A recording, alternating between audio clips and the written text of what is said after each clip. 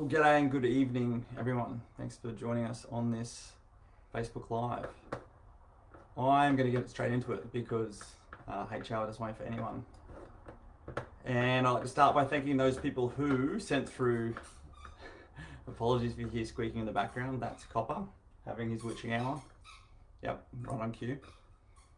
So we're going to start off with just giving you a bit of an update what's going on our end. We are currently a couple of weeks away from launching VSF, Veteran Support Force.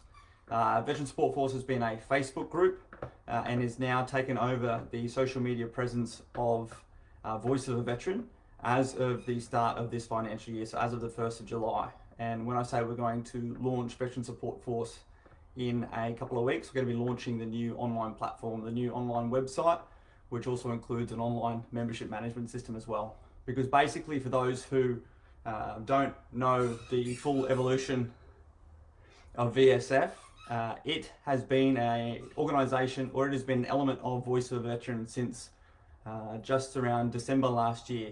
As you might have recalled, there was that snap lockdown around the Christmas period due to COVID. And what we did is we stepped up a Facebook group for all those who were struggling at that time to allow people to just simply connect at an online community and support each other during that period. From that, this has really evolved into what it is currently now. There's over 800 people in that online community group, and while we've maintained the advocacy efforts of Voice of a Veteran, it's actually been in that community connection and outreach and engagement with those within the VSF group that we've really identified that is the sort of key capability we can push moving forward. So sort of combining the advocacy work of Voice of a Veteran and the community level stuff of Voice of Veteran Support Force, we're sort of merging that into this new organisation, which is going to take on the name of VSF, and Voice of a Veteran is sort of moving away. This has evolved even further when those who were involved... Copper, hey Bubba. Sorry, of course he's found his squeaky toy right as we're starting. The best laid plans of mice and men. So we did our terms of reference consultation earlier on this year that many were involved with. And as a part of the 865 submissions we provided to the Attorney General's Department, there were 117 people who provided submissions, veterans who provided submissions and told us that they had attempted suicide, and 328 who said that they had considered suicide. So what we did was we requested the permission of those people if they would allow us to reach out and link them in with a peer mentor that could support them, just another veteran or family member who just simply wanted to connect and have a chat, not a qualified counsellor, but just someone to say, hey, g'day, how you doing?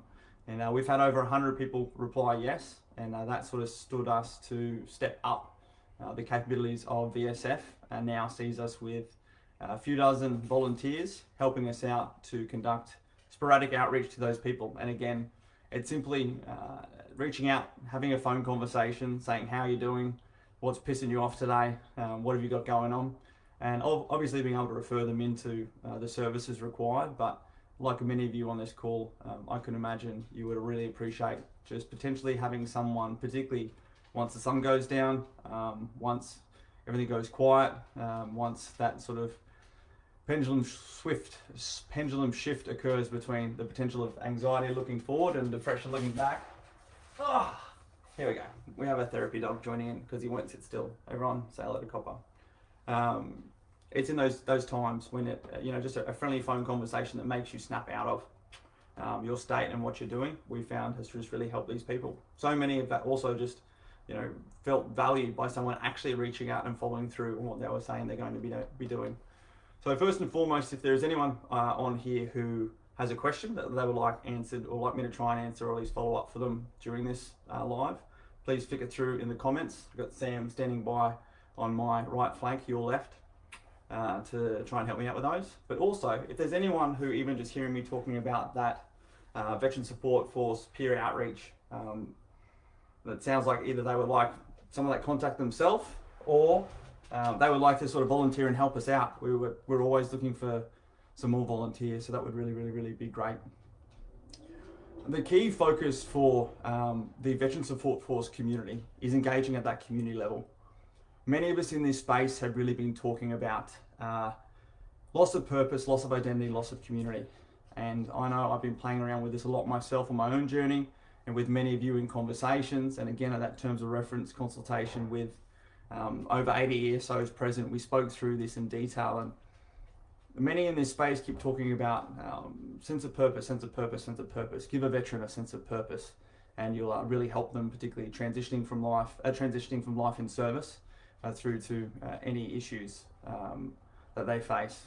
Hey, sorry, good point, Trevor. If you would like to reach out to volunteer, please email us at support@VSF, V for veteran, S for support, F for force, .org.au. So support@vsf.org.au. If you can send through your details on that email until we get our system set up, then we'd love to link in with you from there. So a sense of purpose. Everyone keeps focusing on a sense of purpose, and sense of purpose is absolutely great. But the key thing we sort of realize is that a sense of purpose is really up at the top apex of the pyramid. We've been looking at this whole Maslow's hierarchy of needs, that self-actualization and all these things, but what we are really looking at when it comes down to suicide prevention is what people need in order to survive. You know, we can actually all survive without a sense of purpose. And what we can't survive without is a community, and what we can't survive without is our own self-identity, either within that community and outside of that community. And particularly so many of what myself and many others continue to do is we're great at actually finding new purpose and throwing ourselves into it. And again, where we tend to struggle is when that purpose ends, or that purpose disappears, or that purpose even reduces, or we're no longer relevant to that purpose. And it's during that time and then transition period from purpose where there's the potential requirement for us to then potentially rediscover our identity, rediscover a new community. Whereas if we actually really focus on establishing a solid baseline of community and focusing on our own individual identity and even collective identity within that community, we can then apply that to any purpose to be much more sustained. So VSF is focusing on that community level.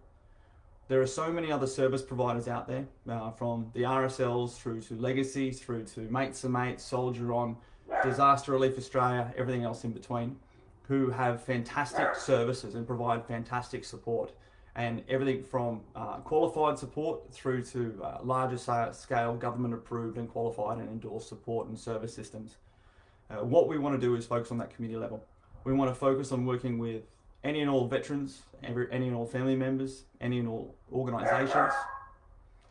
Copper, come here.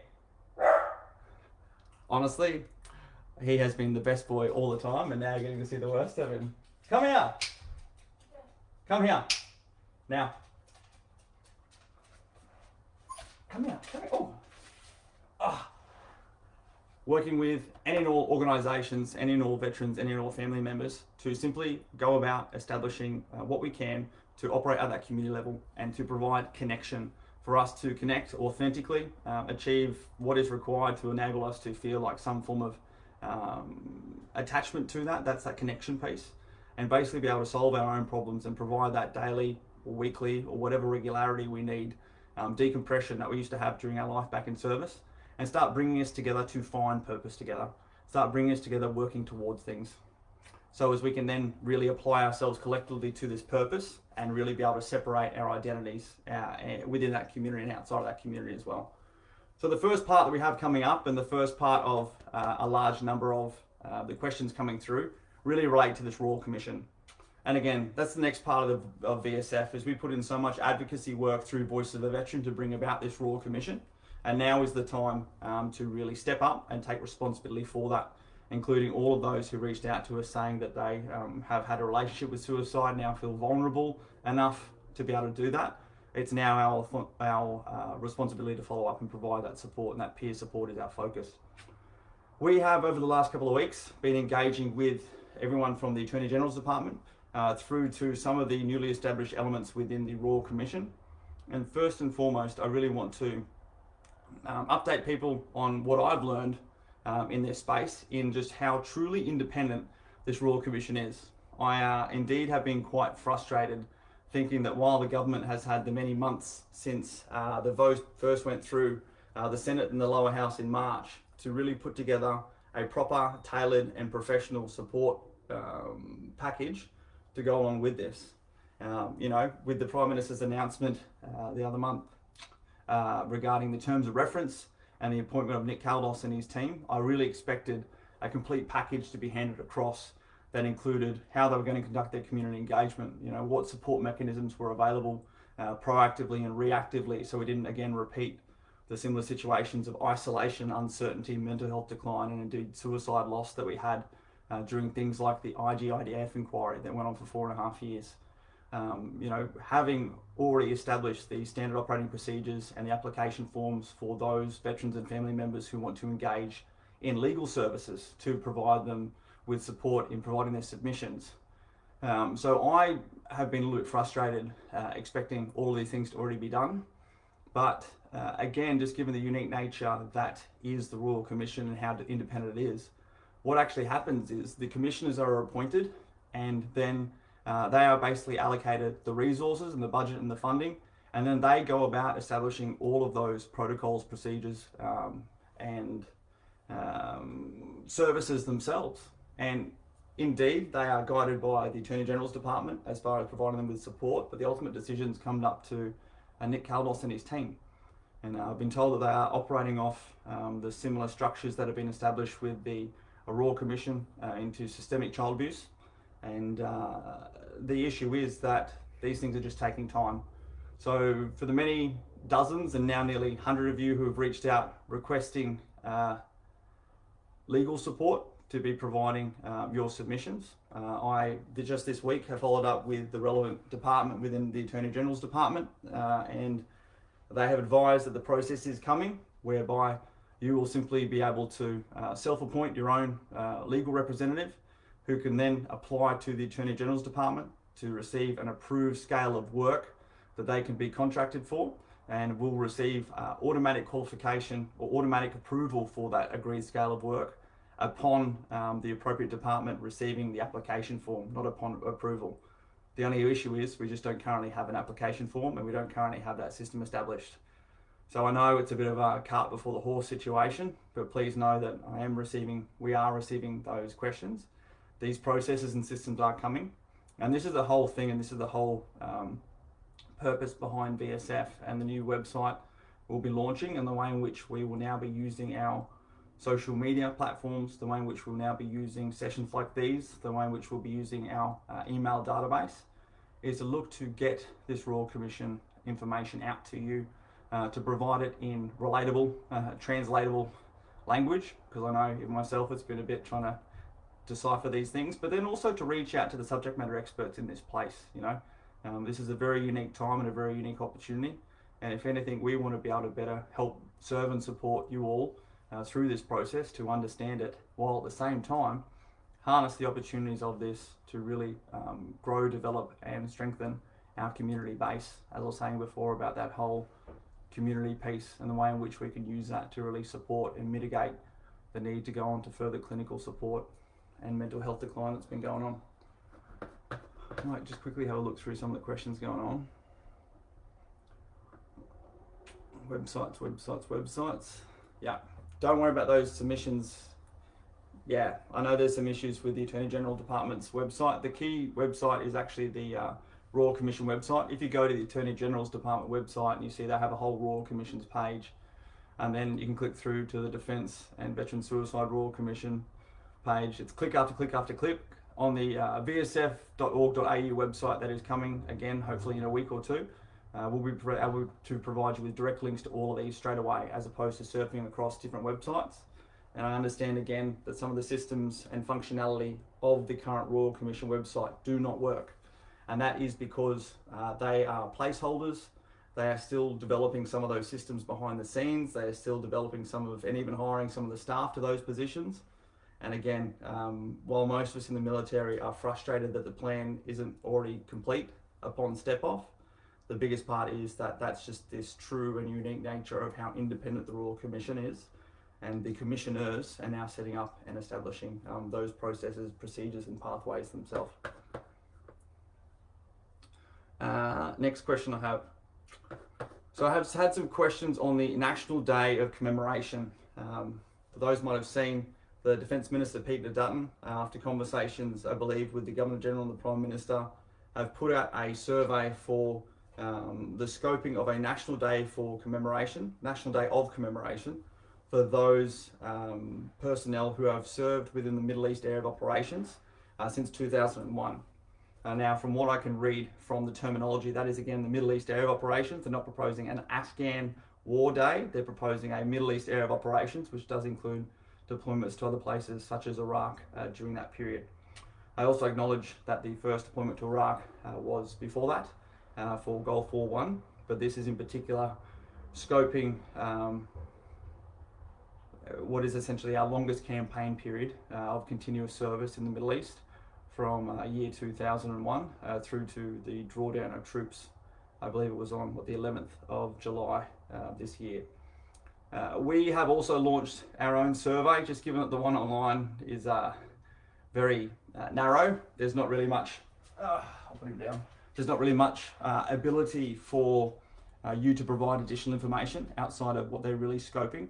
So I think we sent out on Sunday via the VSF newsletter a link to our Google form survey, and I know we've had, I'm looking at it now, 1,082 responses, and I really thank those who have provided their responses, and it's really been fascinating having a look and reading through those, who are indeed a bit confused by this. And the majority of the feedback we've had is, we're all not looking for any day such as an additional day to Anzac Day or an additional day to Remembrance Day, but a day that essentially goes on the veteran calendar, perhaps not the Australian calendar, that is similar to Kap Yong Day or Vietnam Veterans Day, a day that essentially provides us with the chance to, in our own way, make sure that it's on the calendar at a community level to conduct reunions, get back together with those task forces or task groups that we were deployed with. And obviously it's probably going to be on the very first year, be that next year, some form of formal and official function that the politicians in Canberra would like to do. I appreciate this is a bit of a touchy subject for some. I think it's important for us to provide recognition where we can, but I think, again, as per all of these things and as per all of the considerations we put into Veteran Support Force, it's important to note that there isn't a requirement for official approval for us at our own levels to get in there and reconnect with those we deployed with, that when we deployed to the Middle East. For those of us who didn't deploy to the Middle East and deployed to things like Timor or other peacekeeping missions, admittedly there isn't a proposal for that at the moment, but do we need a proposal to do that? Or let's just get out there and do our thing and connect with our people and focus on the result, that is us recognising the service of each other's. We're in the position of so many of these problems we're in because we keep waiting for others to understand the unique nature of service, to understand the issues we're having at our community level, and to prescribe us fixes or try and reach in and fix them from the top down.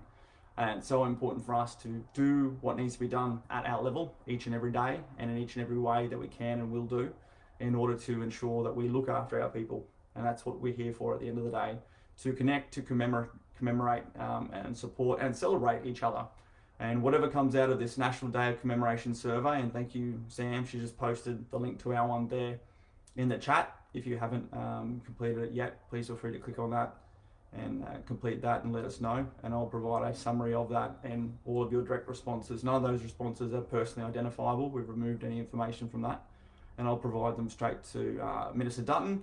I'll provide them straight to the new Minister for Veterans Affairs, Andrew G, and I'll also provide them straight to the Shadow Minister for Defence, Brendan O'Connor, and the Shadow Minister for Veterans Affairs, Shane Newman. For those who want to see behind the curtain, what I do is I actually keep as much information as I can to both sides of government, because that's actually the intent here, for the veteran space to be apolitical, particularly with the election coming up in 12 months. It behoves us to keep all sides of government best supported and best involved.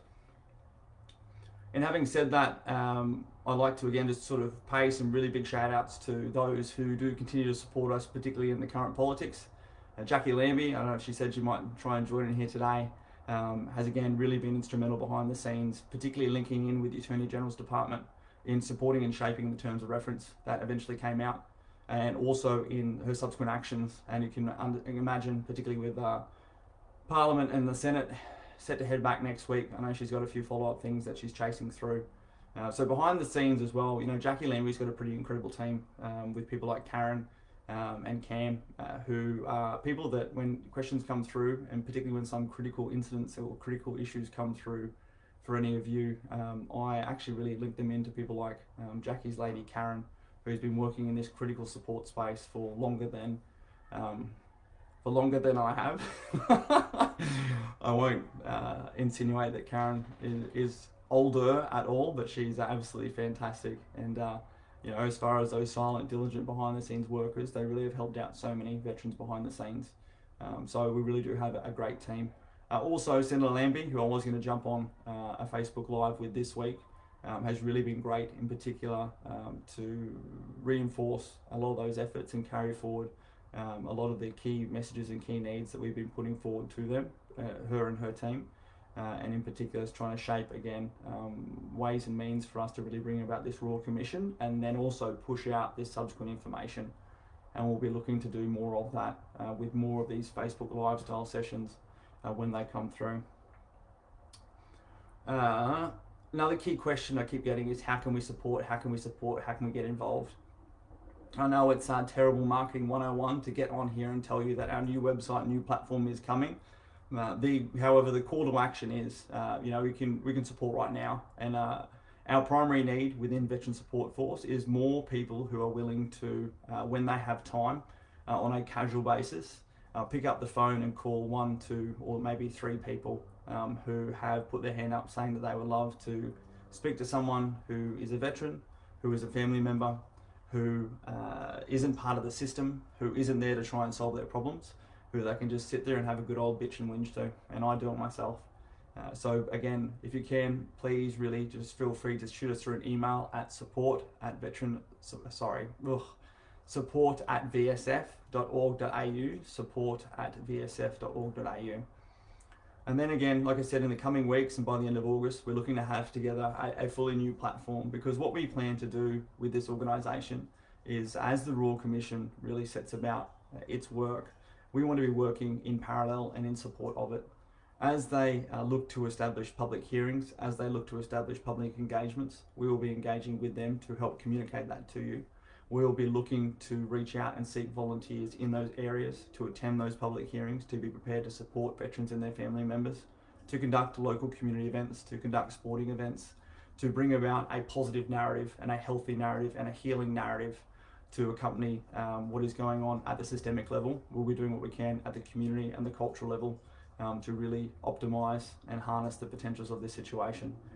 So we'll be needing people, we'll be needing worker bees. I need worker bees right now to help me out as we really go about setting up Veteran Support Force. If there's anyone out there who has some spare time on their hands and can roll their sleeves up to help us out with things like managing volunteers, some local community marketing initiatives, if anyone's really good on the IT or marketing space, what I like to do when I go about looking for people who want to help work in the business is listen to people to see what skill sets they can bring, what time they can bring, so as that they are again sort of self-volunteering themselves to it.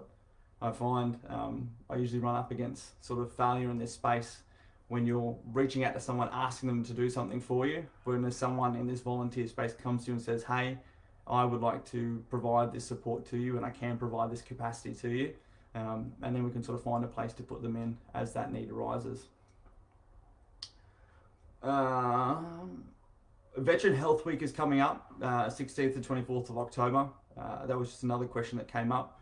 People can register for that via the DVA website. And again, we'll be looking to launch a function with that on our website. Some of the questions here come down to the fact that you need to be a registered ESO or charity, not-for-profit, in order to be able to receive funding for that. But again, look, there are ways and means, and there are other not-for-profits and charities and ESOs out there who would be ready and willing to help others collaborate in order to achieve funding to do that, and we're going to be doing that as a part of VSF. So we are going to be stepping that up in a couple of weeks' time to help people who want to have a great idea, and to help people who want to get involved, really pool our resources as far as effort and boots on the ground, and enable that through the processes of achieving funding and things like that.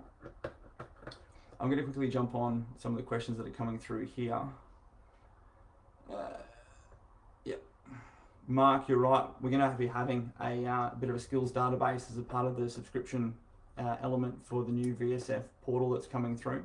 Because indeed, you know, there's that proactive and reactive requirement for everything that we do, including the request for volunteers.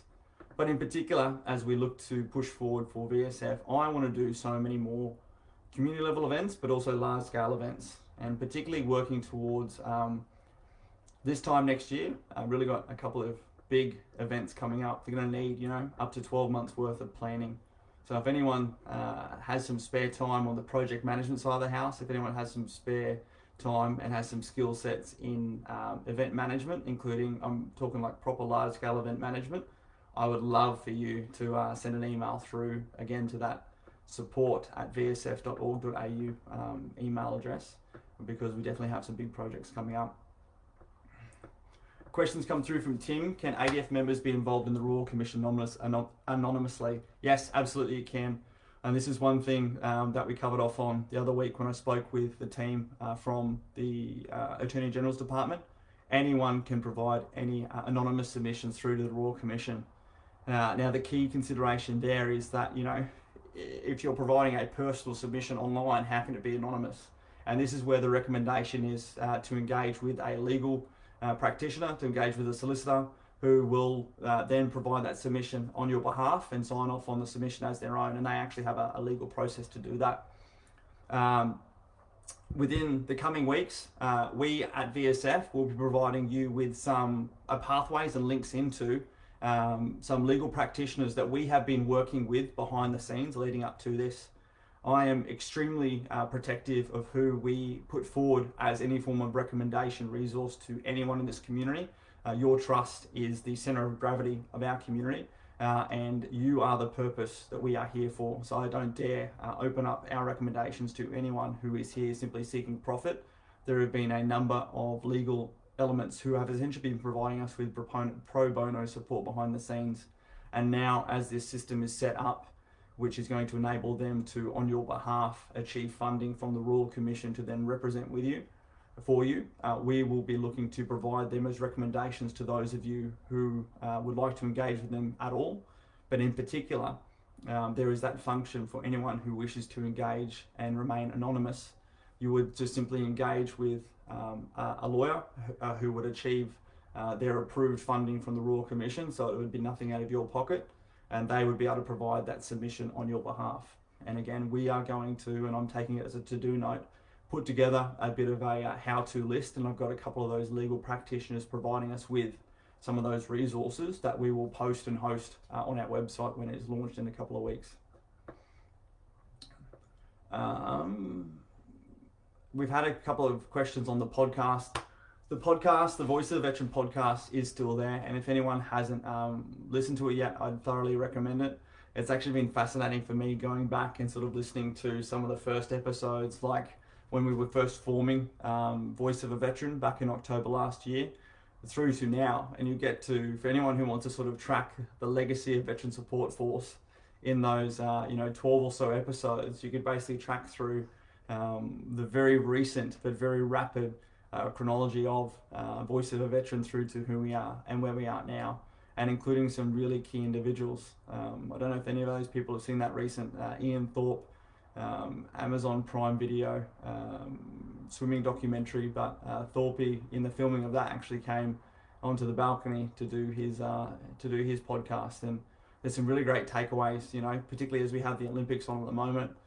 He was talking amazingly about his own sort of loss of purpose, loss of identity, and particularly his loss of community when being involved in that competitive ultra, you know, representing the nation at the Olympics, competitive swimming.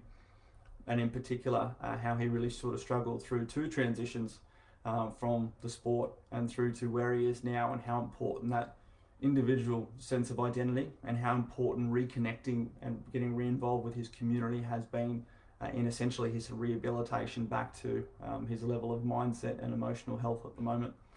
So I'd really encourage you to go back and have a look. It's on all the good podcast things, from Spotify to Apple, what's it called? I don't know. Spotify, Apple, YouTube, it's all on there. Voice of a Veteran /podcast is where you'll find it.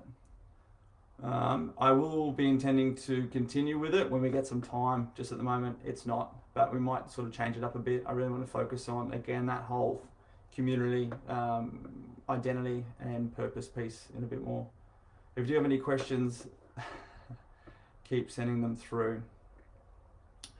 Yeah, Russ, good question. So once you provide your submissions through with regards to becoming a volunteer, you'll sort of go into the pool, and particularly as we have projects come up, or in particular if you're looking to volunteer for the peer support and outreach piece, we do have an onboarding process. We do have sort of some policies and procedures in there that I promise you are not laborious, but in particular for anyone looking to be a person calling out and providing peer support, myself or one of the team will call you up and take you through sort of our step-by-step guide and link you in with our digital resources that just sort of help you provide a framework for what we do. Again, we're not legally qualified or looking to be counsellors by any way, shape or means, but we are looking to enable you with the best practices, particularly since we've been doing this for the last 3 months or so.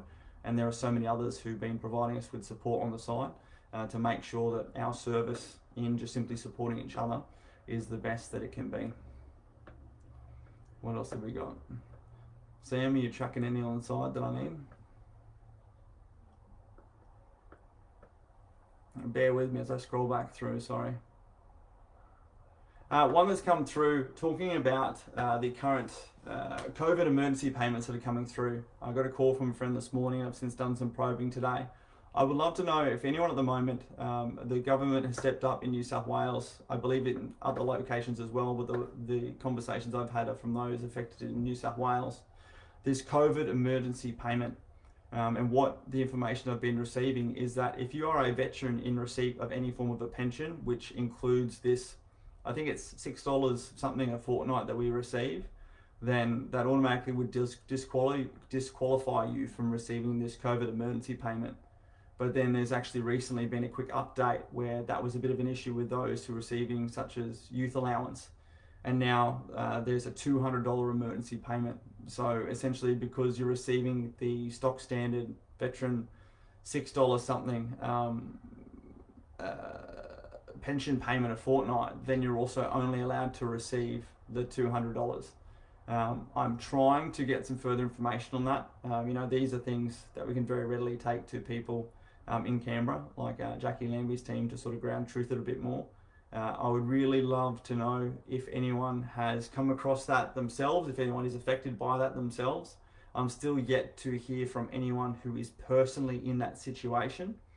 Yeah, so Mark, I know they get that $6.20 pension, but is anyone who is currently out of employment or is on sort of stand down due to COVID lockdowns, is a veteran, gets that $6.20 a fortnight pension, goes on to apply for the COVID emergency payment, clicks yes to say that they have receiving a pension, and then essentially they only get the $200 top up. So essentially you're only getting $206.20 as opposed to what you would be getting from the normal other COVID emergency payment process.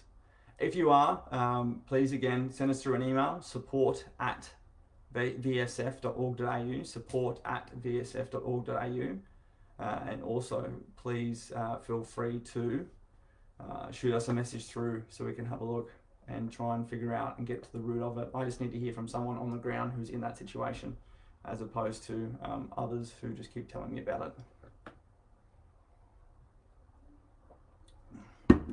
I'm not going to be talking about vaccines. It's up to you if you want to. Troy has a question, I've been told. I live in Townsville and we have all these ESOs that are here to provide services. Why do we have so many services competing against each other? And all they do is refer clients to support. Do you think the government needs to evaluate the current system and fix it? I'm sure if you sat down with veterans and not ESOs, thinking it would be identified that thing could be identified that need fixing. Troy, amen, hallelujah, I hear you. The current issue in this space, you hear all these reports of 3,000, 4,000 ESOs, ex-service organisations, ESOs. Over the next 2 years, working in parallel to this Royal Commission, wouldn't be great if we could actually start turning some of these ESOs simply into veteran-owned businesses. Particularly up in Townsville, you have some fantastic veterans-owned business, and shout out to the guys up there at Warfighter Coffee. Even though I don't drink coffee, they do amazing coffee. But again, they're providing community out there as well as a product and servicing our veteran community. There are some other fantastic ESOs up there, like I engaged with some of the motorcycle clubs up there in Townsville, who are doing a fantastic job of simply connecting veterans as communities and providing them purpose and support to each other, and then enacting on other sort of campaigns. You know, they were doing rides to raise funds for local kids and all things like that. You're right, there are so many services being provided by veterans out there in these ESOs. The issue is that so many of these ESOs indeed arise from a gap in the current service delivery system, or at least a perceived gap. And that is the issue. You know, we still don't even have an accurate directory of all of those service providers out there. And that being a directory that is approved from veterans and families. You know, there's so much out there that is unquantified networks. There's so much word of mouth, but what we don't actually have is all of these service providers, where they are and what they do. I know the team, such as at ServiaLink with Matt Brennan and the team, are looking to sort of set something up like that. But that's going to be part of our sort of function as we set up VSF. And again, we add to this space of ESOs, providing you with recommendations and pathways. We're going to be looking to then follow up with you to ask for reviews of how you were engaging with those ESOs. Because the biggest issue at the moment is anyone can form an ESO. And you can then apply up to DBO government to receive grants, and the only reporting and accountability that comes in through any formal chains is your requirement to provide your governance and reporting of those grants and of the charitable status reports requirements up to those relevant agencies and organisations. What is not in existence is any form of ground up certification of the services that are being provided to veterans and their family members. So I know that this has been a conversation that I've had with the Department of Veterans Affairs over the last year, and many others have as well, looking to establish some form of a governing body for ex-service organisations, or at the very least some form of specific criteria. Per the US system, there are veteran support organisations, and I believe there are only 6 VSOs actually approved at their Congress level. We are nowhere near that sort of level of professionalisation and readiness for any form of accountability or governance just yet.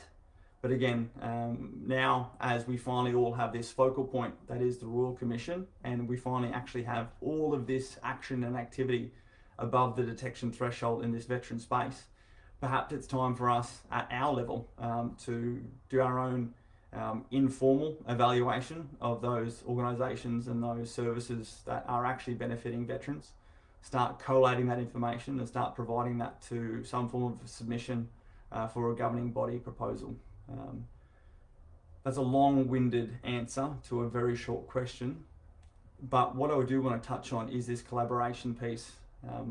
There are a lot of ex-service organisations out there who perceivably do the same thing, and where that has previously fostered competition, I really want to bring that back to collaboration. As is the unique nature of this space, in particular we are dealing with people and trauma, or people who are dealing with trauma. Wherever someone feels safe enough to be vulnerably engaged with a service that they require, that's a good thing. Where the issue comes in is where those like-for-like organisations are competing for the same pool of resources, then that indeed is becoming an issue, because potentially some being serviced by this organisation are not being able to, due to resource inefficiency over here.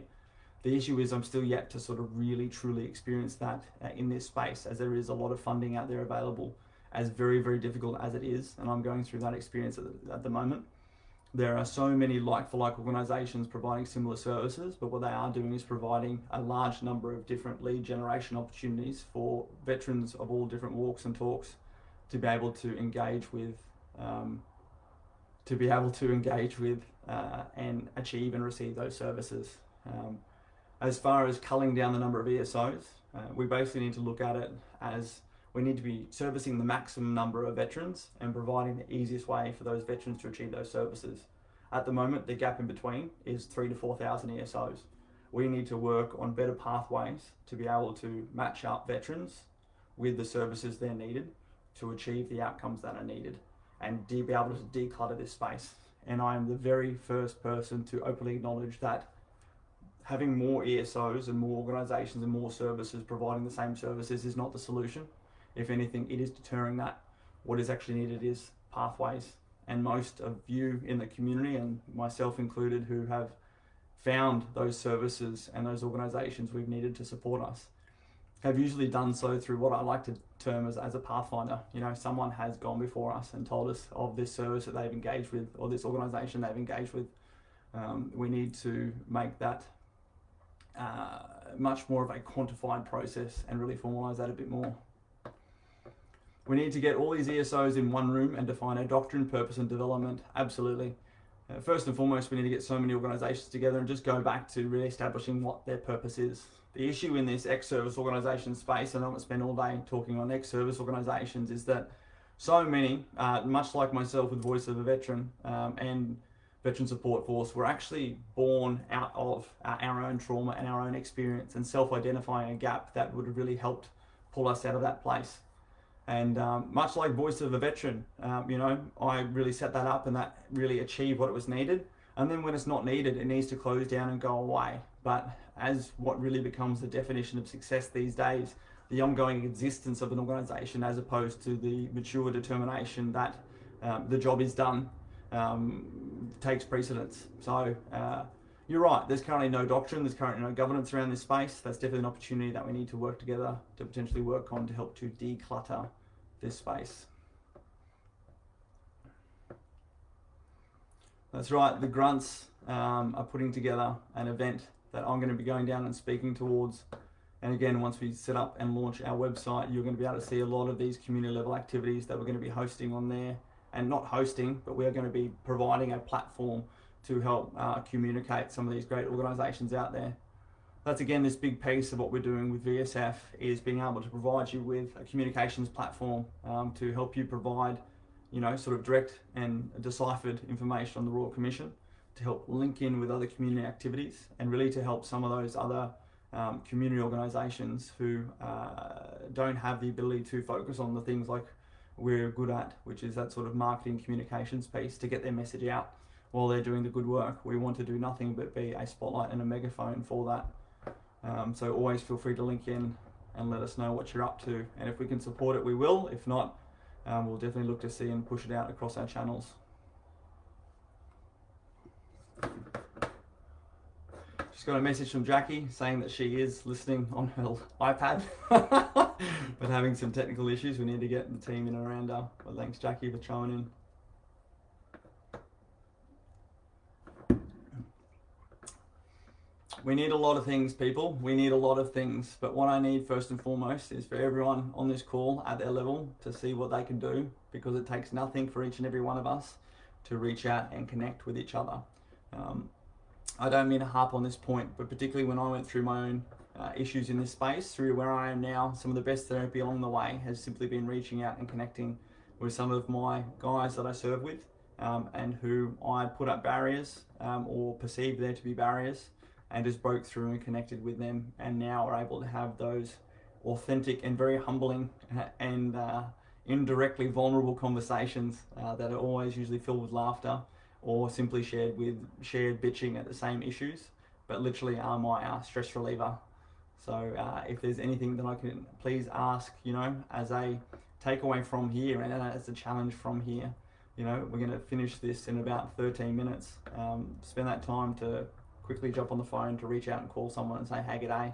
And don't make up an excuse, do it straight away, because unless you do it straight away from these things, the longer as the time ticks on, you're not going to make it happen. You're going to find an excuse not to do it.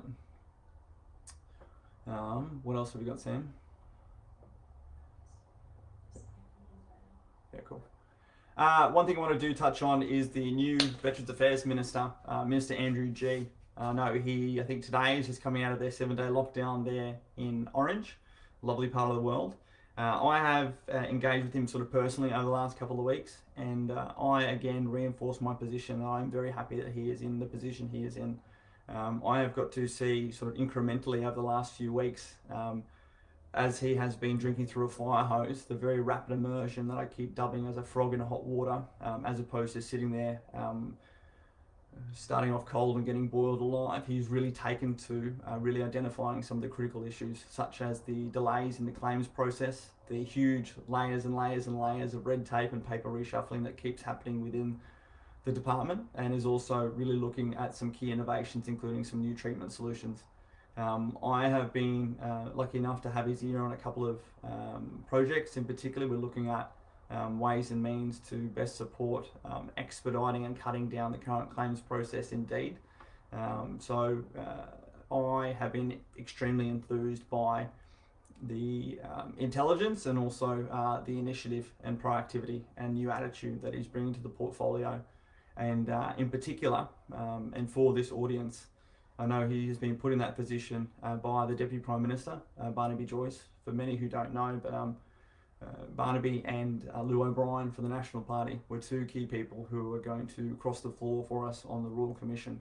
And Barnaby himself, now as the Deputy Prime Minister, has the experience of being a veteran himself, even though he doesn't like to acknowledge that, given he was a reservist, and you know, like so many, holds a stigma over that we're still trying to break.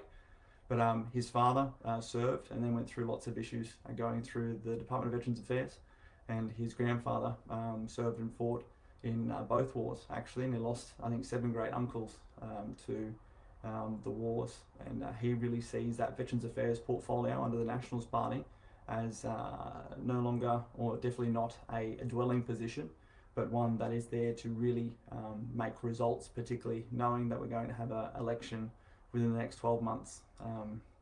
So anyway, that's just a bit of an update. I know there's been a bit of comments around the place, and even yesterday I attended a ESO conference up here hosted by RSL Queensland and also Legacy Queensland. It was again brilliant, getting the community together, and a lot of people presented some frustrations and indeed concerns about, you know, 6 ministers in 8 years, whatever it is. You know, that's great. We can keep looking backwards, or we can look at here and now and move forward. And I'm really enthused by Minister Andrew G in that position. And as many of you know, I don't believe we'd need a Royal Commission if the Minister was doing his job previously, if the Ministers were doing their jobs previously, that is. So here we are, here and now, and the time and opportunity is now. However, having said that, we also have a Royal Commission.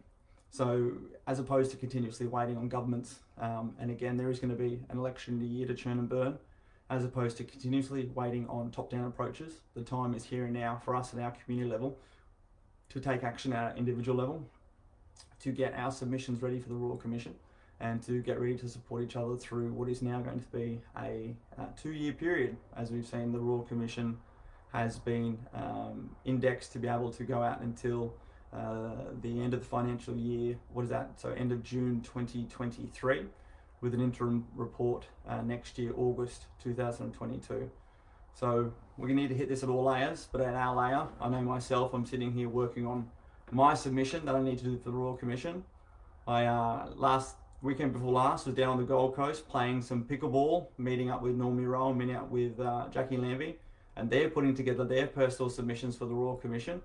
So it's time for us to, while we wait for these systems to get set up, to also be doing what we can to start up a Google Doc or pull out the pen and paper and start writing down those key points that we believe the commissioners should know, that might help them in their decision making as they look to identify and address these systemic issues, but are also potentially, for so many of us, those fixes that we know could have occurred or should have occurred, and if they would have occurred, would have actually helped us in our transition or in whatever particular issues we faced, to not encounter so many issues or so many speed bumps along the way. Jackie's just sending me a message telling me that she's going to have a blueprint to be sent out and about in the next week, which is brilliant. That's what we need. More blueprints, pathways for us to be able to very quickly, easily and effectively understand these systems and get our information in And as I said before, Jackie and her team have been working so diligently on this behind the scenes, and she's been working with all sorts of legal boffins, and obviously gets to see that system from the inside out. I know in particular there's been a few people who are really in a hurry to get their submissions out. Take the time now to consolidate again. Whereas I was ready to go as soon as the Prime Minister announced those terms of reference, there's still a little bit to go. So I know it's a bit of hurry up and wait. The best part is most of our community know how to hurry up and wait. We've had that a lot of times before. So we will look to get that through to you as best we can. Thanks, Sam. She's pushed it through.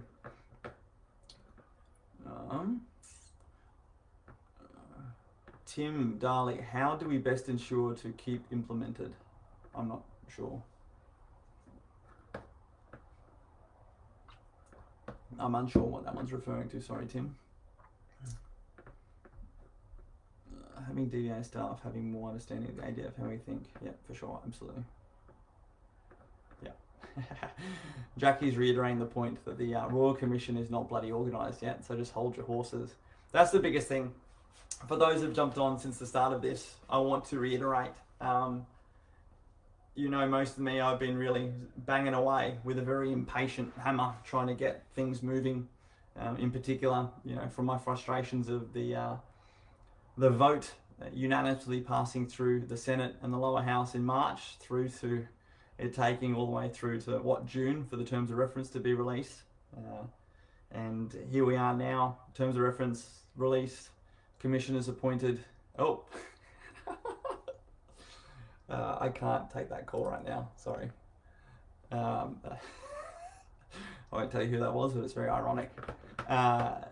Through to the commissioners appointed and terms of reference set, but it's still not actually organised in itself. And I sort of expect the plan to be ready and presented. We've had enough time to do this, but it's literally not the way it happens. The commissioners are appointed. They are so independent from the government that they now are going about actually establishing their commission and actually establishing their systems and their processes and everything in between. So that does take time. And we can see that as a frustration. I know I've seen that as a frustration, but it's a great learning curve for me. And it's also a really great investment, understanding how truly independent it is to government processes.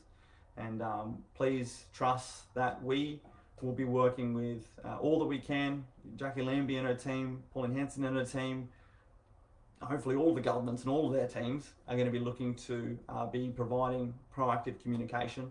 And at the veteran and family community level, we will look to, via our social media platforms, our email platforms, and also our website when it's launched in about 2 weeks, to get all that information out to you as soon as it is available. Because what we are doing behind the scenes is linking in directly with those departments who are responsible for setting up these processes.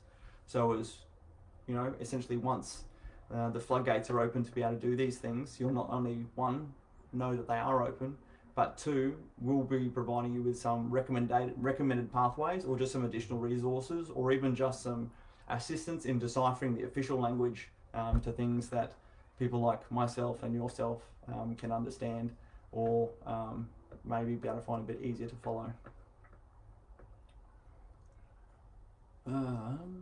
I do particularly want to give a really big shout out to our veteran support volunteers who have really stepped up, in particular over the last 3 months, to support us. There was a period there, particularly as Melbourne went into, I think it was its 4th lockdown, where we really went through a big spike in outreaches in emails and social media, including about 5 or 6 veterans who attempted suicide, and many more who considered. And all of a sudden these alarm bells started going off, and it was really, really interesting seeing that direct reflection around that lockdown period there in Victoria. So I have to give a huge shout out to Jace from the VSF support team. Jason's down there in Victoria and has really just taken the bull by the horns in establishing a local support group. And Jace was there originally in founding and supporting the VSF separate online private Facebook group. And I get to do sneaky things like have a look at the lists and conduct my own sort of spot checking calls with some of these people, and the effectiveness and just character and attitudes and professionalism and respect that so many of the comments and testimonials coming back from these people who have been contacted by our volunteers has been incredible. And that's just people literally giving up their time to every now and then place a 5, 10, 15 or hour-long phone call if they're enjoying it through to another veteran or family member on the line. So really, really big shout out and thanks to our team in Melbourne, in particular to Jace, who's down there heading up the coordination of those. So Luke, you just asked the question, am I going to be, or are we going to be involved in the vetting of people representing the Commission? So the commissioners have already been appointed. That's John Calados and his team. As far as, I don't know if the question is relating to people providing evidence to the Commission, everyone can provide evidence to the Commission, to the Royal Commission, including anonymously. That'll be via a legal service or by selecting that you don't want to provide your identification details. But there's literally no vetting. There is no organisation or element that is operating between the Royal Commission and veterans. Every single veteran and every single family member or anyone who wants to contribute is able to reach directly up to the Royal Commission, and provide your submission or communicate with them when they set up when they're ready to do that. Please do not think that you have to go through any form of intermediary. We are simply operating in this space that is going to be able to provide further support to you should you request it or should you find that support valuable to support you in any way.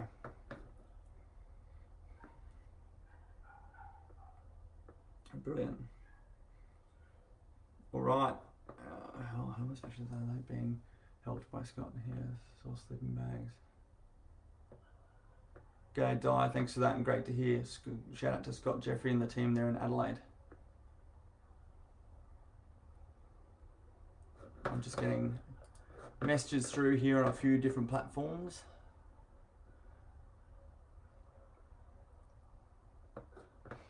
Yeah, we put in some requests for information, particularly through to the Department of Veterans Affairs, asking for what their additional support plans are to support veterans and family members during this Royal Commission period. Again, most of this narrative in our journey comes from things like lived experience during the IGADF 4.5-year inquiry, which saw people isolated, cast so much uncertainty and imposed direct and indirect mental health decline and suffered the loss of our mates to suicide just through a process that wasn't established with any form of proactive outreach.